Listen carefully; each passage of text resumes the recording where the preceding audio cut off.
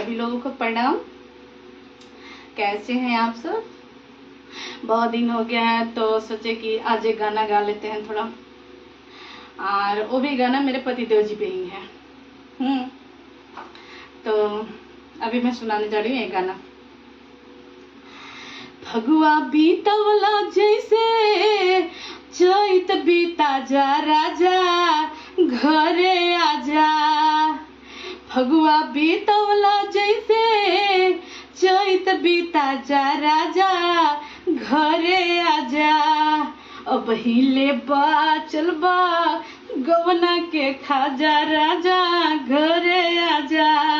अब हिले बा चलबा गवना के खाजा राजा घरे आजा।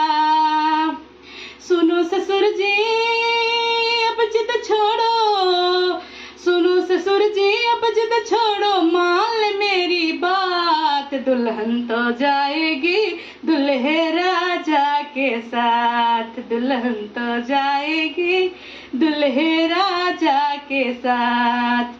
अब हिले बा चल बड़ुए गवना के खाजा राजा घरे आजा। अब हिले बा चल बा गवना के खाजा राजा घरे आजा। रही के रहे न त काहे कैला गवना, मन नहीं भावे हमरा कवनो खेलवना। रही के रहे न त काहे कैला गवना, मन नहीं भावे हमरा कवनो खेलवना।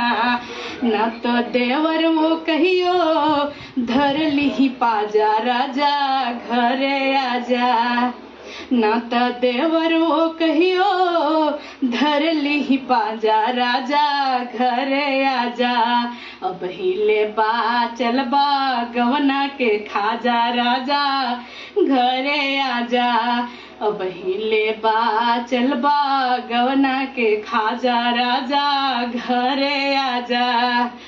होली नैला दिवाली नैला नायला तू तीज में, अरे नायला तू तीज में, रख दे हम काट के जवानिया फ्रीज में, रख दे हम काट के जवानिया फ्रीज में।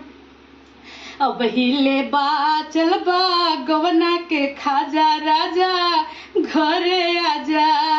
अब हिले बा चल बा गवना के खाजा राजा घरे आजा। फगुआ बीतवला जैसे चैत बीता जा राजा घरे आजा। फगुआ बीतवला जैसे चैत बीता जा राजा घरे आजा। अब हिले बा चल बा गवना के खाजा राजा घरे आजा। अब हिले बा चल बा गवना के खाजा राजा घरे आजा। प्लीज़ मेरे पेज को फॉलो कीजिए और वीडियो को लाइक कीजिए, कमेंट कीजिए, शेयर कीजिए।